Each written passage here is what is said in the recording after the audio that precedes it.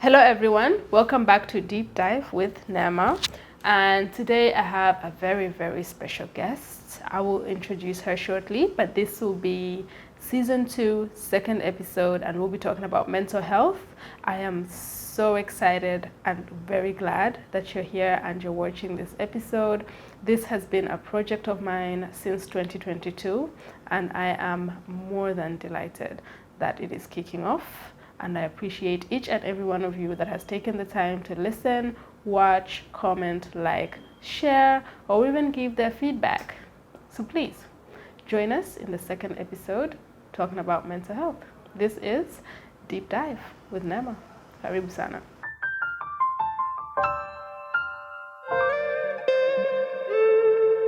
Welcome back everyone. Again, I am here with a very, very special guest. This is a very good friend of mine. We've been friends for more than, I think it's almost 10 years. Pushing 10. We're pushing 10, aren't we? For a fact. We're pushing 10. We're pushing 10. I don't know if I know. I think I can count on one hand how many people I know for 10 years. How many friends I've known for 10 years. In one hand. You're on that list. That I'm actively still like in contact with. I mean, Go us. How did you manage that? Somehow. It was very long distance. It doesn't make sense. It doesn't I make don't any know sense. how. But it's really been awesome. Yeah. 10 years. Been an awesome 10 years. You don't age, man. Neither do you. No. We're aging like wine. No. You don't age. Girl. I age. She said I don't age. No, We're for real. like You do look like the way you looked like years ago. I feel like you could ask anyone from like a few years ago, they'll be like, oh, I'm so... Thank you very much. I am excited to be able to pick her brain today. She has a brilliant, brilliant mind. You're nice for saying that. that. I must say so myself. Thank you. Like That's it is. nice She's of you quite to say smart. that. She is very smart.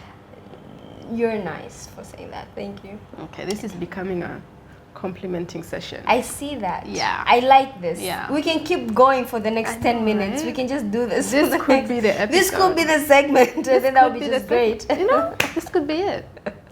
No, thank you so much for having me. This has been so cool. I've wanted to be on Deep Dive when you started, and I was like, thank you so much. When is she lucky gonna ask me? So thank you so much. Manifesting. Look, the power of manifesting. It's happened. I'm so glad. Yeah.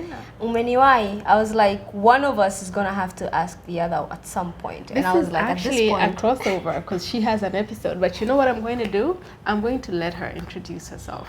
Okay. My name is Mariam. Do people usually say the last names? If you want. No, it's fine. My name is Mariam. I'm a writer, I'm a podcaster. Yeah, I am happy to be here. I'm really happy to be here. So she has this really cool podcast, and this podcast is on mental health. Yeah. And I listen to her episodes, and I am mind blown on how helpful they are if you're going through something tough, or if you're trying to discover your mental health and just explore what exactly is wrong or what exactly is right.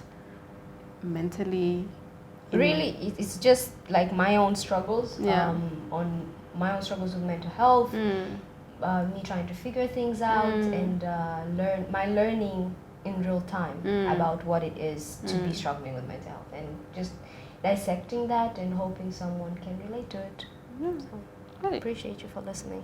Thank you, man. All right, so now we're going to get started. We're just going to dive right in. But before we dive right in, this is the beginning of a new year. Okay. This is 2023. This is January. And I would like to know, how was your 2022? I journal a lot. And so recently I was journaling and I was writing in summary what my 2022 was like. And one word came up, transformative. Like, that's the only thing that I can think to describe that year. Last year was just... There are like incredible life changes. I had like a lot of happening in my life and making a lot of realizations and a lot of life changing decisions were made that really changed the trajectory of what I thought my life was gonna be.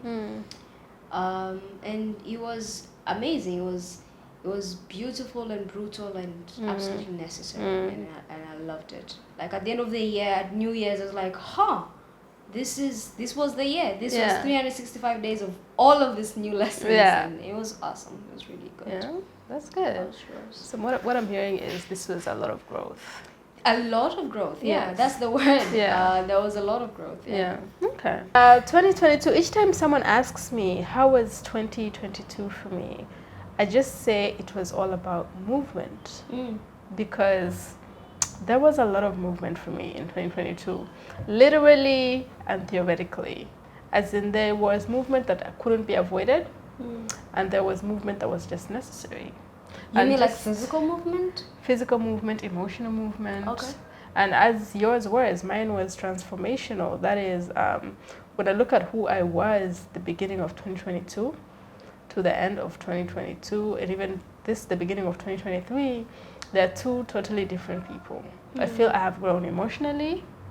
I'm not hitting the gym, so physically we're still where we are, but I feel I have made a lot of strides and a lot of progress, especially with my mental health, with my money mindset. Hey, hello, with my growth mindset, and I feel so. 2022 for me it was a good year. It was a good year. There was a lot of pain in 2022 for me. It was a lot of pain, but it was necessary pain, and some of them were growing pains. Yes, so they were all very, very, very necessary pains that could not have been avoided, and I am grateful for each and every one of the hurdles that I had to go through, because I wouldn't have grown without them. I love this word. Do you know Glennon Doyle?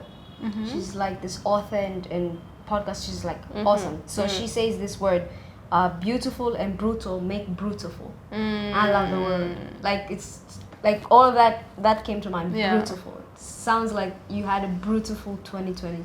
I did. Yeah. I had a beautiful 2022 year. That's a nice way to summarize it. I know. I like it. I love that word. It's just so weird and nice. Yeah, I love it. All right. So this podcast, we already said it's going to be on mental health, but first and foremost, we'd have to define what is mental health, and I'll give a definition on something I found on the web, on the internet, on the Google. So what it says is mental health includes our emotional, psychological, and social well-being. It also affects how we think, act, and feel. It also helps determine how we handle stress, relate to others, and make healthy choices. Mental health is important at every stage in life. That is from childhood and adolescence through adulthood. That's where you'd find majority of our personality traits. Just travel back in time to our childhood on how our childhood impacted the way we think now. Yeah. So now that we've defined that, I would like to ask, how is your mental health?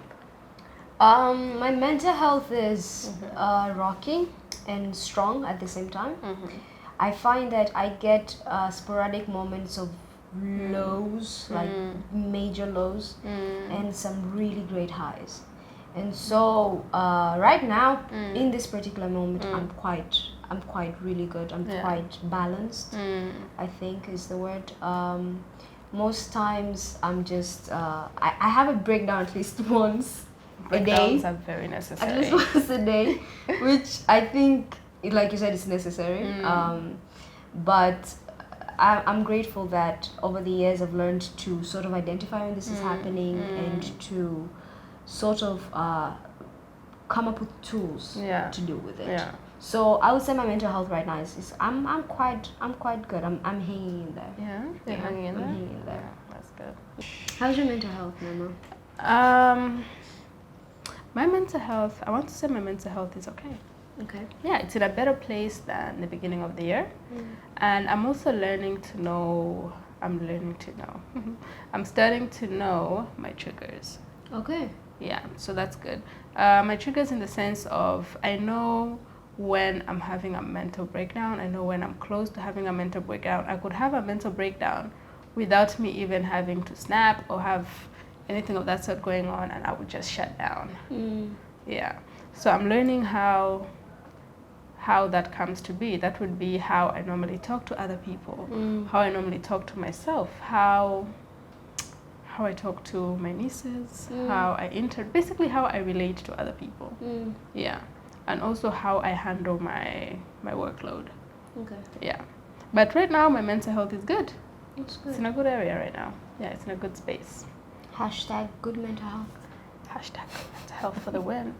And how would you feel is majorly the cause of your mental health to start becoming shaky or to start becoming, I want to say unreliable, but because I don't think any of us are at a state whereby our mental health has started becoming unreliable. It could be in terms of being bipolar, facing severe depression, crippling anxiety. Do you feel like you've reached any of those? So I'm not a doctor. So I've been advised not to self-diagnose myself. But I have I can't say if I've been like diagnostic wise. I can't say if I've been majorly depressed or if I'm or any of those. But I have experienced some majorly dark lows. And for the longest time, I used to struggle with suicide ideation, and those were not. I'm sure the clinical terms. I'm sure there are a lot of diagnoses that could have accompanied that. If I had gotten medical help, but yeah, I've experienced some major loss. So I know what it's like when I'm having that, when I'm in that state, and usually it used to be hard to be able to identify what causes that, and I'm still in a bit of a struggle trying to make clear points, pinpoint exactly what would be the cause of what this is triggering me, what this is triggering me. But most days it's just I'm having a low day. Today's a low day. Today's just like, and so I just try to do things to take care of myself, to just survive, to make it through that day. Yeah. And then when I'm having a good day, then I go back and I'm like, okay, so what happened? What shifted for me? And yeah, that's how I've been dealing with it. Yeah. Really. Yeah. Okay. It's hard to say specific causes sometimes, but yeah, it's everything ranging from what I'm feeling internally to what has been said, like my environment, what I'm doing at that particular moment, what I'm struggling with at that particular moment. All those things play a role in it. Yeah. So I also did some research on some of the causes of mental health problems, and what I got was child abuse, trauma, or neglect. We have social isolation, which is something I deal with, and then there's also loneliness. I don't know. And then there's experiencing discrimination and stigma, including racism. And before we started, you had asked me, how would racism impact someone's I asked mental health? If you think racism. If I think racism impacts someone's mental health. Yeah. Whereby I said yes, because in that sense, you'll find yourself questioning why you're not good enough to fit a certain circle, or why you feel your worth is being questioned because of the color of your skin. Yeah. Yeah. It makes sense. Yeah. In all the mental health categories that we spoke about, there's also seasonal depression, which I think you touched on a bit on the time whereby you're having a very low I think that's seasonal. Again, I'm not a doctor, so I cannot say, because here's the thing, right? And here's where I have a hard time with naming some of these things, because I have not been diagnosed. You could feel, I think a lot of people may confuse feeling sad with depression. Yeah. And for me, depression is it goes a bit further than feeling sad. So occasionally I could feel numb. Yeah. So like consistently numb and exhausted. So when I'm feeling consistently numb and exhausted, I know I'm in the throes of a very depressive episode. Yeah. I can tell because usually I get voices in my head. I get, I'm not feeling a lot of things. But I don't know if that's seasonal depression, because I think, again, there's a danger when you check Google and you check symptoms and you say, so this is what might be, this is what's going on with me. And I'm guilty of that as much as any person, but I also try not to do that. That's when you go to WebMD. Yes, and I'm you're like like, this and they're like, Dr. you have Google. cancer and you have 2 days to live. Yeah, so I'm guilty as much as anyone, but I also try to remind myself that okay, I need to raise awareness, I need to study about this, I need to know more about this for myself, but there is a line, and I cannot say I've read and gone like, oh, I think I'm in the middle, I'm in the midst of a seasonal depression. Yeah. And I can for a fact say that that's accurate. Yeah. But I have felt some incredibly devastating loss. And if it's seasonal depression, sijui kwa kweli. But yeah, I know the sense. Okay. I would say seasonal depression would be something I can relate with. Like I don't have times where I feel low all the time. I feel low for certain periods of time. You know, there's feeling low. Like every human has a time where they're feeling sad, they're feeling low, they're feeling where like they're not giving their best at a certain thing. Could be work, could be their personal life, could even be hitting the gym. They just feel like they're not giving it their all, and they start researching into what that could be, and then majority of them would end up being, oh my god, maybe I'm depressed. But then you would find maybe it's just a very major thing that happened in your life that just shifted your emotions. Yeah. So for me, I would say with seasonal depression, like let's say at the end of the year, I was not in a good place mentally, because at the end of the year for me I started reflecting on what have I achieved, what did I want to achieve at the beginning of the year, you know. So this was like from November, you start reflecting, and then you look this side, you start seeing someone's had a baby, someone has gotten a promotion, someone has started a new job, someone just got married, someone's traveling, living their best life. And then you're like, how are these guys doing all this and still handling everything else in their life? You know, so that was something I was struggling with towards the end of the year, towards the end of 2022, and I wouldn't call that a seasonal depression per se. I would just call it temporary sadness. I like that. Yeah, yeah. It's funny because towards December there was this trend on social media where people were posting like pictures and videos of what their year was like. So each month, and you know, and then so I mean, as it is, social media is already a problem, right? So you already have this thing where people are comparing themselves on a daily basis, Monday through Sunday, and then you have the end of year, and people are now showing their little snippets of moments where they feel, oh, I'm proud this happened, or I was happy during this month. And then you find Monday, you find January, this person is happy, he's like doing this. February, this person is like going to this party. March, this person, and then you're out there thinking about your January, and you think maybe you lost your job, or you just had your heart broken, and then you find maybe February you lost someone, you know, all of these things keep playing back, and you're now comparing your year with what you're seeing people are posting. So that can definitely trigger some feeling of a sense of I've not done enough, a sense of I've not been living the life that I was supposed to live, a sense of like you lose your sense of self-worth, I think, in that. And I get December is usually hard for many different reasons. The holidays are difficult.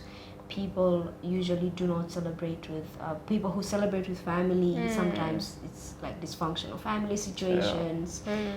Some people do not have family to celebrate with. So the holiday season is just difficult for different reasons. But when you add social media,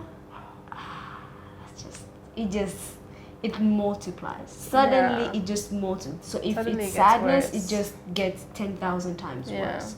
But something I also feel like we need to remind ourselves is, on social media, you'd find only 2% of it is real. This person could not have been traveling the world from January to December. That could be a memory, that Yeah.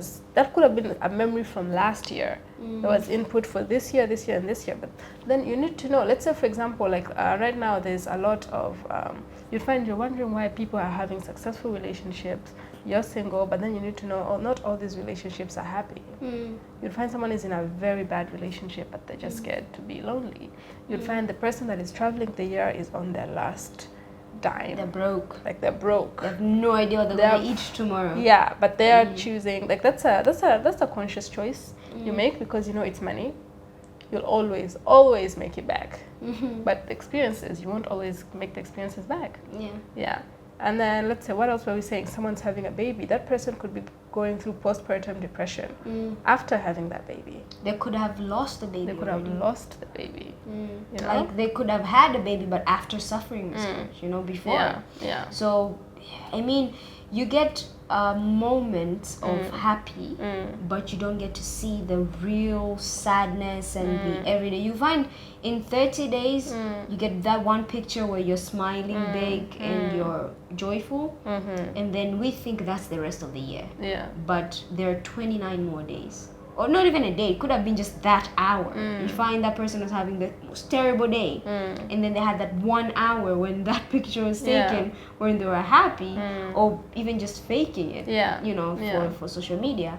And then you see that and you're like, oh, I'm having a terrible life. That could be me. Yeah. And you know, comparison just It's a thief of joy. It sucks. Yeah. It's a what? It's a thief of joy. A thief of joy. I mean, God, okay, so what did you say the other time? What? You said it was something sadness? It was something What did I sadness. say about sadness? You said it was temporary sadness. Temporary sadness. And now thief of joy. I love it. Yeah. I You love it. love it? I love Love it. it. I'm gonna use it. I'll tell you that much. I'm gonna use that. Thief of joy. Thief of joy. But now that you've seen all this stuff that is happening, and you find someone is just in their blanket and is like, I don't want to go out of bed anymore. Everyone else is happy and I'm sad. And that's the moment I feel we need to practice gratitude. Because practicing gratitude in a sense of forget looking at, this is when we go back to comparison, forget what you've seen on social media. What do you currently have in your life right now that you didn't have even a week ago, a month ago, 6 months ago? You know, you could have gotten a raise, but then you saw someone just started their business and you forget that you just hit a milestone in your career. So you forget all that. You'd find someone else has just had a baby, and then you start thinking, oh my God, I want a baby. Then you just start thinking back on, wow, you just recovered a heartbreak. Give yourself grace. Yeah, you see someone getting married, but then you're like, when will I get married? But then you have to track back and ask yourself, do you want to get married? Or do you just want the wedding? Yeah, so just on practicing gratitude is just being in your season of singlehood. Like, not many people get to pass through that. Okay, but that's a lie. That's a lie. I'm single for Okay, when I talk about the season of singleness, I'm talking about the season of discovery. Okay. The season of being able to explore yourself without someone else there. And I love that. And I would say that it's such an underrated pleasure when you can spend your days just figuring out who you are. And I know some people can do that in relationships, right? Yeah. Some people can find themselves in relationships, and some people can in marriages and all of that. Yeah. But to do it when you're on your own is a whole different kind.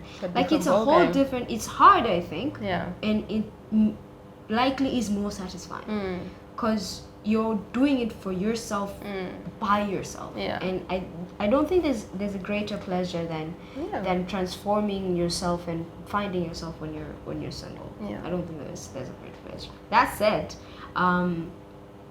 people do find happiness in relationships, and I think we sometimes crap on marriages and relationships when we forget that there's some that are pretty beautiful. There are some that are pretty beautiful. Like, there are people who are born perpetually to be single, And then there are those who cannot be single For the life of them. for the life of them, for whatever reason, whether it's pathological or it's just who they are personality wise. They cannot, and they thrive in relationships, and that's okay, and that's great. Yeah, but you see, we already have this social, we have this mindset embedded in us socially, where you're like, you have to find someone. Like if you're single, something is wrong with you. But then again, you'd find someone is single in their 30s and they're living their best life. Like they are thriving, and someone else could be married and they're still thriving. Like those are just two different levels in their life. And they're both working out. It all comes down to really what works for you. I think if we stop making general comparisons that marriage is happiness or single is happiness or whatever, if we stop making those comparisons. Yeah, there's also a comparison of everyone wants to travel. Everyone wants to travel. No, some people are like, I'm a homebody. I like staying at home. I don't necessarily like the hustle or the struggles. This sometimes it can be scary and safe and all of that. So I mean, it works. What works for you? What works for you? I think is the motto. You just go with what works for you. Yeah. All right. So let's go back to. Let's talk about anxiety. Let's talk about anxiety. Ooh, I could write books on anxiety. I know, right? But let's talk about. We're gonna start with anxiety in the workplace. Okay.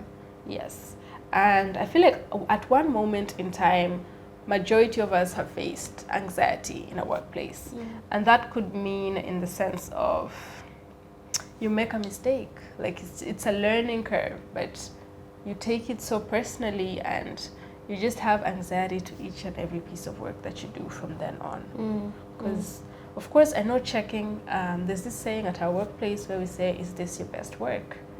And it's a very good check-in point for me, that I believe. And using that, carrying that forward as you do your work could also help you just to reduce that anxiety. Once you've done it and you feel, yes, this is my best piece of work, submit it. Don't go back. Submit it, let it get reviewed. Yeah. And if there's something that's to be adjusted, that is a learning curve, and it's okay. What does anxiety at work look like for you? Anxiety at work would look a lot. Anxiety at work looks like for me is of getting something wrong, as I've said, the anxiety of getting fired, the anxiety of always having to think, am I good enough? This could be imposter syndrome. Yeah. But just having that anxiety at the back of your head of, oh my God, they have put me as the head of this project. Are they sure? Because I don't think I'm sure. And that is so bad, because having that mindset to just forget that you're skilled enough to even be in that workspace. You forget all that. Yeah, how about you? What does anxiety at a workplace look like for you? Anxiety at the workplace. Okay, so I've lived with anxiety my entire life. So for me, it's not even divided into, like, segmented into various places in my life. It's like I'm in a perpetual state of anxiety at all moments. And anxiety at the workplace would look like thinking about what I'm going to say. So like practicing it in my head over and over again. Worrying about if what I'm doing is enough, worrying about what if I mess up, what if I make a mistake. Anxiety could also look like dealing with people, new people, dealing with workmates, finding a groove with people I do not know. In the workplace was a struggle. Luckily, I'm quite good with. I think I've mastered for a long time. I've mastered how to just like pause, take a breath. Just like pause, take a breath. Pause, take a breath.